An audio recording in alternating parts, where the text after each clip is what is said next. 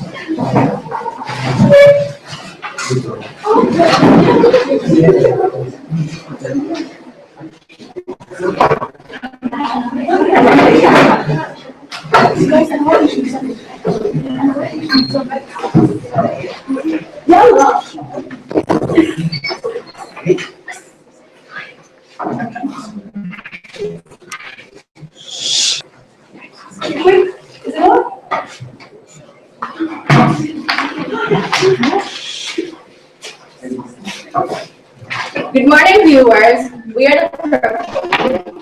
I'm Diana. Today we're going to be talking about the rhetorical essay.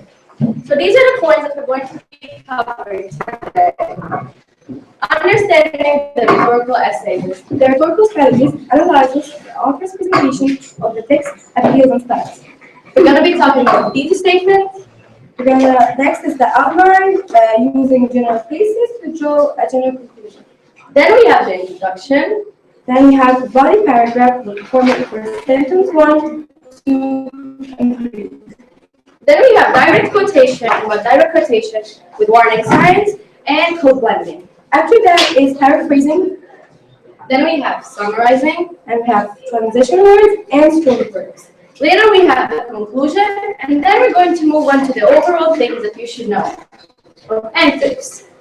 So, first, we're going to cover the first point, which is understanding the rhetorical essay. So, what is a rhetorical essay? A rhetorical essay is a organized, well-structured, and objective critique that analyzes a specific literary or non-literary word by detailing an author's use of identifying and analyzing the rhetorical strategy that authors use to present text on an audience. Okay, now we're going to talk about the SOAPs. So step 1 is understanding the question. SOAPs, the S in the SOAP stands for speaker, which refers to the first and last name of the writer or author. And the O in SOAPs is the occasion. Why was it written, or under what context? Then we have the audience, who the text was written to, like for scholars, scientists, for teachers. And then we have the purpose, what was the author trying to achieve? And then we have the subject. The subject is simply the topic that the word is talking about. So in our case, we have Henry David Thoreau, Walden. Okay, so our speaker is Henry David Thoreau. The occasion is the measurement of the pond. The audience are young men. The purpose was because he wanted to measure Walden's pond in order to prove that it wasn't bottomless. And the subject is the pond's depth and the nature of it. Now, styles and the tools. We have syntax, diction, tone, details, figures of speech, imagery, oxymoron, paradox. Okay, so I should continue with the steps. I said the first step. We have the next step is the thesis statement. So, what is a thesis statement? A thesis statement is a group of organized words that express a complete thought on a specific subject, stating a clearly defined position, while explicitly identifying the purpose of the essay and reviewing its main ideas, which will help the reader reach the goal for the purpose of the essay that he or she will read. Can you explain it? Yeah, sure. Okay, so we have two formats for the thesis statement. First, the subject and the opinion, and using or by using or the use of. Okay? And the second format is subject, then the use of, then the opinion. And a tip is that you should contain 2 to 3 reasoned ideas to support your opinion. Our thesis, the Henry David Thoreau Walden thesis, is Henry David Thoreau's use of multiple tones, general observation, and reasonable evidence work together to create a logical statement that provides a complete thought. Okay. So we have the step 4. It's the outline. Okay. Okay. One more thing about the thesis statement. We have the steps effective. So this is how the less effective one is. So Henry creates a logical statement and provides a complete thought by using multiple tones, general observation, and reasonable evidence. This one is less effective, so it's not really that good. But the more effective one is Henry's use of multiple tones, general observation, and reasonable evidence work together to create a logical system. So, as I said, we have step 4, the outline. Okay, so what is the outline working for? The outline is a group of organized sub-ideas, pointing examples and evidence that for a well-thought-out extended discussion on a specific topic, enabling the writer to have a reference throughout the development of a research essay in order to reach a particular conclusion. Can you think of this to make more? The outline, we have a picture of the outline. We draw it, okay, we kind of have it.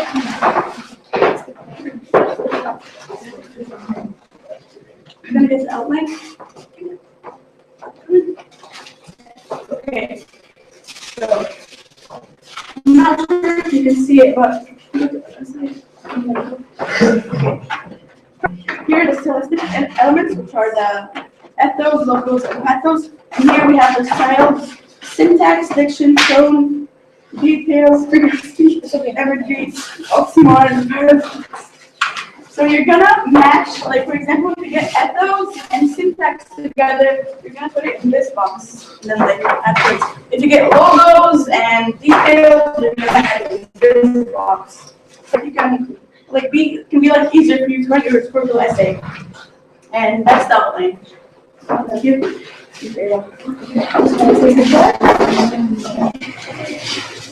have step 5, it's the introduction. The introduction is a group of organized sentences that capture the reader's interest and acquaint the reader with a particular subject to be discussed, while at the same time the reader with the exact opinion or position the author takes on that particular subject for the purpose of impelling the reader to read the entire essay. Let's move on. Okay, now we're going to talk about the formats of the introduction. Okay, so the first sentence is covers the speaker. occasion, and the subject. The second sentence covers the purpose, and the third sentence covers the audience. And then we're at the thesis statement. Okay, so the format of the first sentence is, okay, first we're going to write the writer's credentials, which is, I mean, like, what is he? Like, is he a novelist, a scientist, whatever he is? And then we're going to write, and then we're going to say, the type of text, and then we're going to say and the writer's subject. Okay, so we have the step 6, the body paragraph. Okay, so we're going to say our first sentence from the body paragraph. I mean, first sentence here. Okay, so.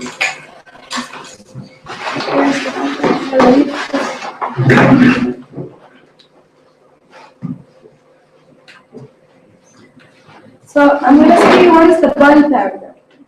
A body paragraph is a rhetorical essay body paragraph, a group of organized sentences that analyzes and explains the way in which an author uses text to achieve or accomplish his purpose for communicating to a particular audience. Okay, now I'm going to say, I'm going to say the first sentence from our introduction. So the first sentence is, novelist Henry David Thoreau, in his chapter Pond in the Winter, analyzes the measurement with reference to the pond and brings out the beauty of the environment around it. This is the first sentence. So novelist is the writer's credentials, and then Henry David Thoreau is the writer's first and last name. Then in his chapter is a type of text. Type of text is chapter. And then we have Pond in the Winter, which is a type of text. Then we're getting the strong verb, analyzes, and then we're going to say the subject. So the subject is the measurement with reference to the pond and brings out the beauty of the environment around it. This is the first sentence from our body paragraph. Okay, then I'm going to say the format of the second sentence in the body paragraph.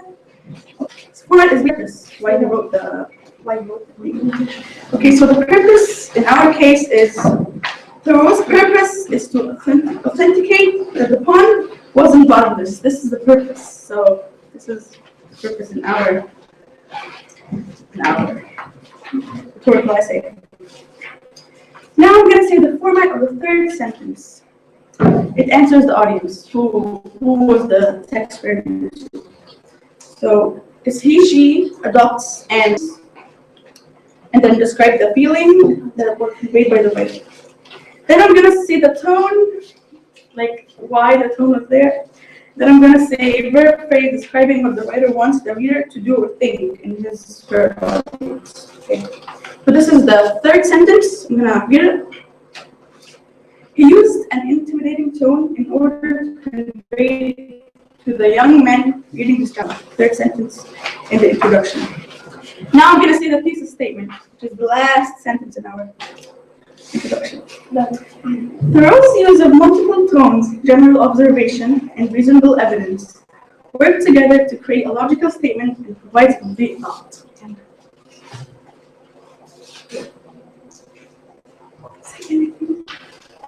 Okay, so we have step 7, the conclusion. Okay, so now we're going to talk about the body paragraph. okay, so what's a body paragraph? Okay, I'm gonna say it one more time, so she needs to explain it. So, what's a body paragraph? It's a rhetorical essay. Is a group of organized sentences that analyzes and explains the way in which an author uses text to achieve or accomplish his purpose for communicating. So, okay, that's the body paragraph. Now we're going to say the conclusion.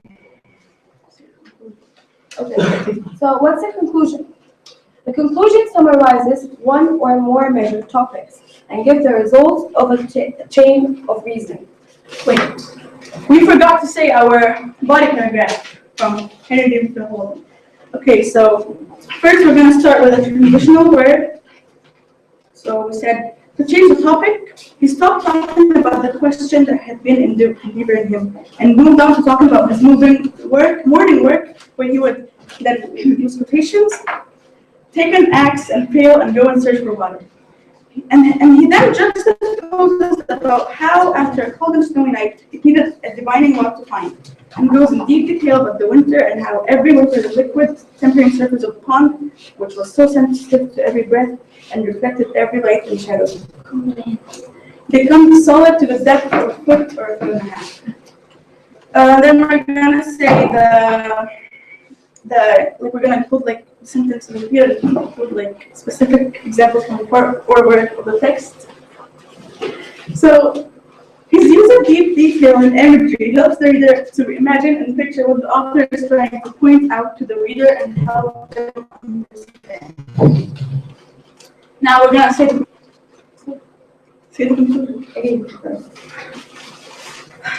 So again, the conclusion is it summarizes one or more major topics and gives the result of a chain of reading.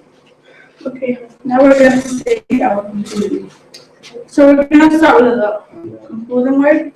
To conclude, Thoreau in his chapter Pond in the Winter analyzes the pond in the winter, the pond's depth, and the nature surrounding it. He used a lot of emotional, motivational, and satisfying tones to convey the reader into seeing how heavenly the pond and the nature involved can be. Now we're going to talk about the direct quotations. Okay, I'm going to say the definition of the direct quotation. My friend Diana is going to, my colleague Diana is going to say she's going to go in deep detail about it. Okay. Direct quotations are the exact words woven into your writing, whether it's a quote from story, speech, video, or written piece. So now we get a part from Walden's direct quotation. To resume, he still continued talking about his continuous days. He mentioned how men come with fishing reels and slender lunch, and let down their fine lines through the snowy field to take prickle and perch. And then we close the quotation and page number. Now our part, the paraphrasing, Henry mentions the prickle and perch swallows to gram form, the pickerel swallows and the perch. And the fisherman swallows the pickerel. And then we close the quotation. And another one, lately, he uses a lot of descriptive tone and style to educate the reader into believing what he sees and says.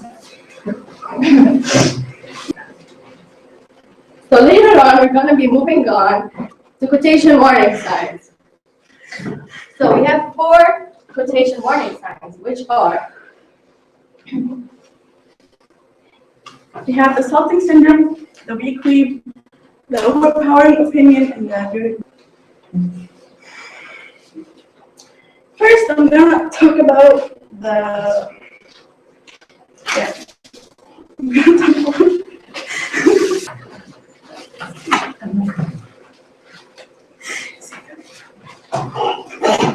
First, we're going to be talking about the weak weave, which is a reader sees also ripples of a writer's voice, introduces long quotation from the other source. Reader becomes frustrated over not reading anything original. Now I'm going to say the overpowering opinion. Each paragraph begins with a quotation. Writer's voice is lost, or opinion of an expert states the main idea of the page. Okay, now that we're done with the warnings of the direct quotations, Getting into quote blending. So, we're gonna get the bracket and then put it in the quote to make it more clear. So if there's something in the bracket that's not here, we're gonna put a bracket inside the quote just to clear things up. Like, for example, if you're quoting the reader or the speaker with something that he said and it's not clear, you put it into brackets. Of course, using your own words. Now we're gonna say the transition and the strong verbs. We have a chart that we made about transitional verbs and strong verbs. Okay. I'm gonna say the transitional verbs and strong verbs. If the reader has to say something, we can use aside from, bearing, expect, excluding of, other than, and outside of. If the writer is expressing evidence, he can use in spite of, then again, above all, in reality, besides, regardless, and if the reader is displaying proper paragraph, he's going to say to be sure, undoubtedly, unquestionably, generally speaking, in general, this level, in the structure, or as you see.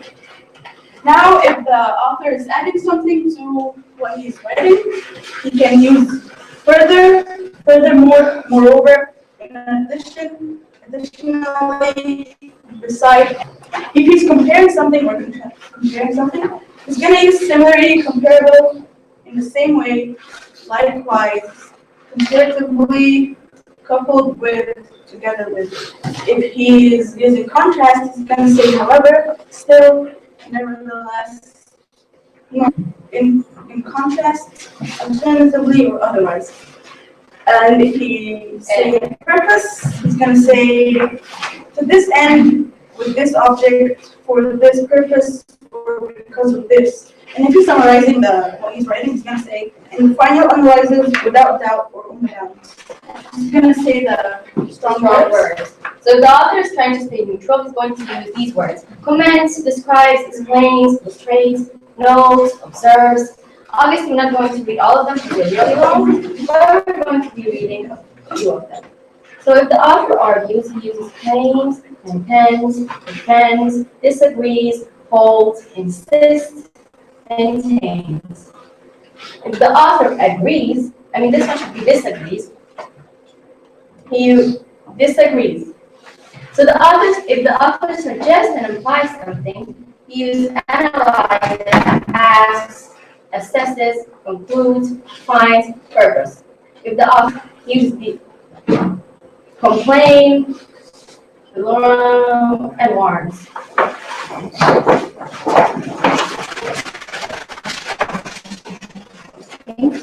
Okay, now we're going to talk about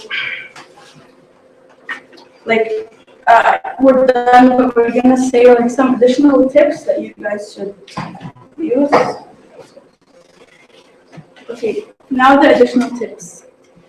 First, you should help clarify your examples. Not to say what you're saying. So if you're talking about something, but you want the reader to be on your side or believe what you're saying, get evidence from another source so that you can have someone backing you up. And you should plan before you write. And you should always defend your opinion. And you should get evidence to why it was a certain thing. And you should support your claim, proof. And then now we're gonna say something about the soaps. After establishing your soaps, right after you should write your thesis statement. If you're finished, we're going to mention the soaps as well. Okay. She's gonna mention the soaps. So the soaps is the speaker, the occasion, the audience, the purpose, and the subject. Okay. So now she's gonna say things that you need to know in general. So you need to know what is the subject, what appeals are used, how is the text organized, what style does the author use. So obviously, we have a lot of type of appeals, which are. So the appeals are the logos, pathos, and ethos. Which mean, I'm gonna tell you the meaning, but I'm gonna get the first. So my friend is gonna put I'm just gonna talk about the appeals.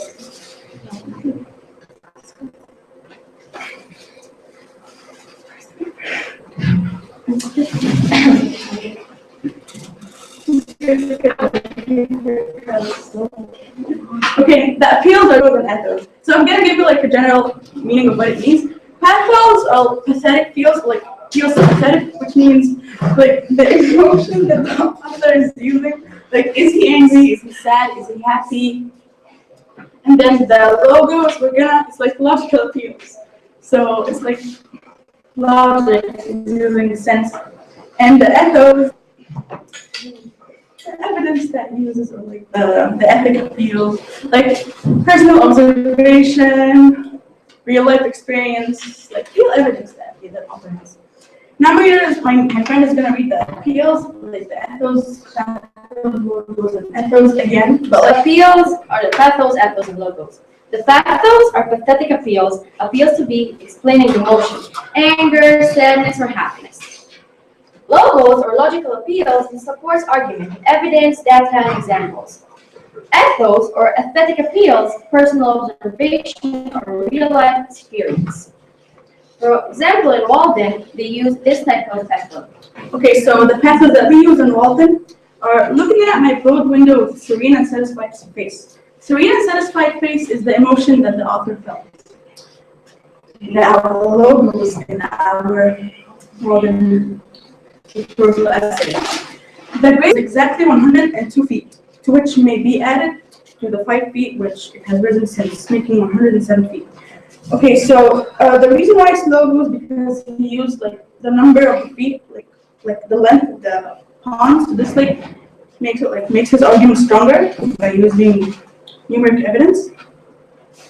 And now that we're done with the appeals, we're gonna more tips and things that you need to know in general. So more tips, okay. Never use the author's first name, because it's like you're offending the author. So you should never like really use his first name because you don't know him. So you should use his last name. You should say Henry David Thoreau. Don't say Henry, say Thoreau. Okay. So you should use his full name and his last name. I mean, full name or last name. And avoid using fancy language, because this is gonna like put more effort on the teacher. Search like what this word means and how to use it correctly. So avoid using fancy words. Use strong verbs. Okay. So the author's purpose is always expressed through a specific and strong verb. Okay, so you must show the connection between the author's purpose and the author's use of field tool combination. Now I'm just gonna say some more tips that you guys should know. Use several specific examples from the text for each appeal / to combine your analysis.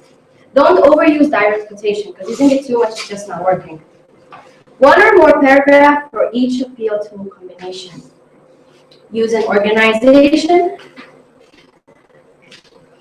that works best for your thoughts. Say the writer used diction. Say the writer creates an emotional appeal through the use of the language of the text is academic.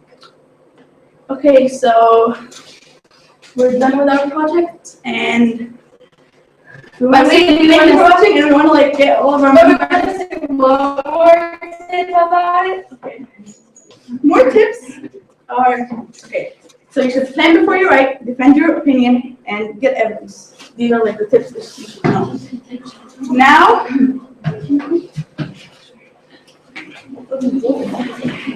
okay, so After we explain the rhetorical essay, I hope you guys all understood. Well, we have a lot of definitions, but today we used this type of rhetorical essay because we took this in class. I hope you guys understood it the way we do. The rhetorical essay is really important because it just shows like you're like never use your opinion in a rhetorical essay. You guys state what the author is trying to say. Use logos and like appeals. Use it like a lot, so because it helps with your rhetorical essay. And that's it. Use quotation. So don't forget it. Okay, now that we're done, we want to say a huge thank you for everyone watching. We were the Purple Group today. And make sure you like, subscribe, and comment on Mr. Quick's channel. Thank you.